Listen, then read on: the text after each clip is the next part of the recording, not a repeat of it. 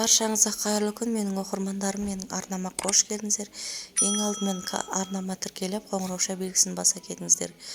Және де видеоны соңына дейін тамашалаңыз. Бүгін зебра сметани пирогтың жасалу жолын көрсететін боламын. Және де өзім білген рецепттермен бөлісемін.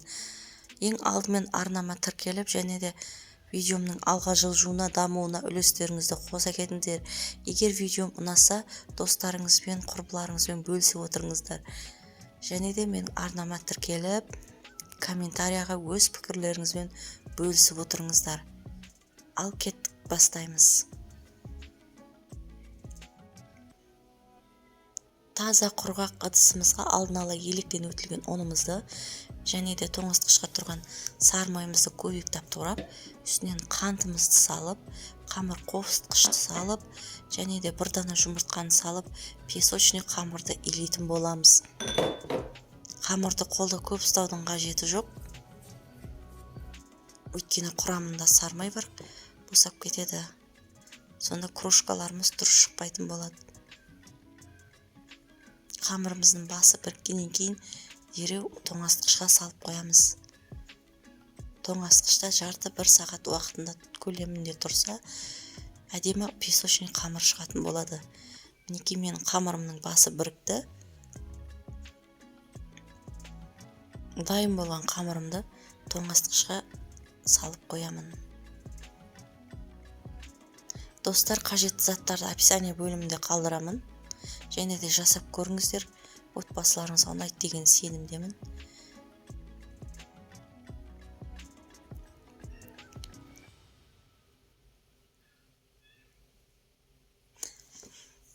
Бөлек таза құрғақ ыдысымызға қаймағымызды міндетті түрде тоңазытқышта тұру керек. Және 3 дана жұмыртқамызды, қантымызды,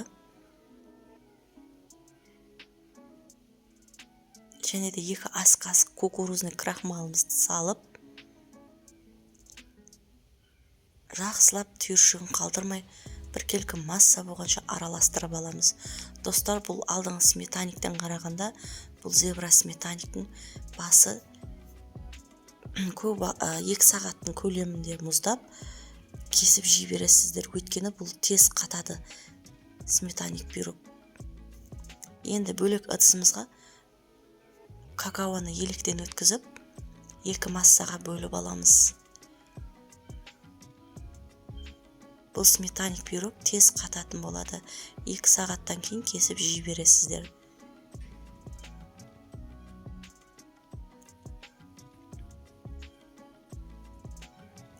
Мен ақ массаны көптеу, қоңыр массаны аздау етіңіздер. Мен өйткені қоңыр массасын сәл көбейтіңкіреп қойыппын.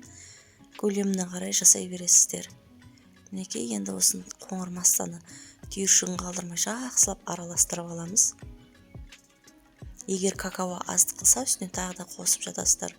Менде кішкене аздау болып қалды, үстінен тағы 2 ас қасықтай какао салып жібердім.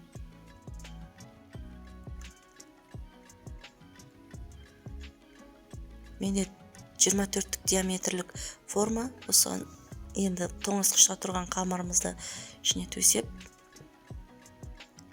бортиктарын шығарып біркелкі болғанша төсеп алдым. Және де ішін шанышқымен шұқуды ұмытпаңыздар. Мінекей, дайын болды. Бірінші ақ массаны құямыз, және де үстінен қоңыр массамызды құйып, бірінен кейін бірін құйып дайындап аламыз. Жасалу жолы өте оңай, достар. Жасап көріңіздер. Мінекей, осылай бірінен кейін бірін құя береміз. Мен алдын ала печкамды қыздырып алдым. Қызып тұрған печкада жарты сағат көлемінде пісіріп аламыз. 30-35-40 минут көлемінде пісетін болады. Және де 2-3 сағатқа мұздатып қоясыздар. Тоңазытқышқа салудың қажеті жоқ. Өйткені сырт тоңазытқышқа салмай-ақ өзі мұздап дастарханға ұсына бересіздер.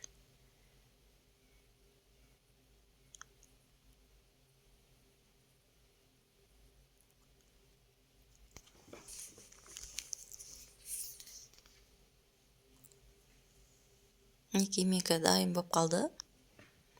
Енді таяқшаның көмегімен узор салып алым. Сіздер де өз қалауларыңыз бойынша безендіріп аласыздар.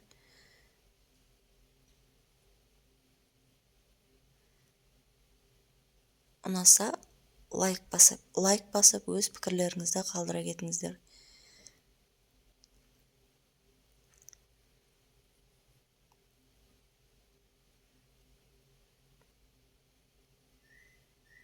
Мінекей дайын болды. Қызып тұрған печкаға 40 минут көлемінде пісіріп алдым. Мінекей дайын болды. Ұнаса пікірлеріңізбен және де өз ойларыңызбен бөлісіп отырыңыздар. Достар, мен сіздермен қоштаспаймын. Келесі видеода кездескенше аман сау болыңыздар.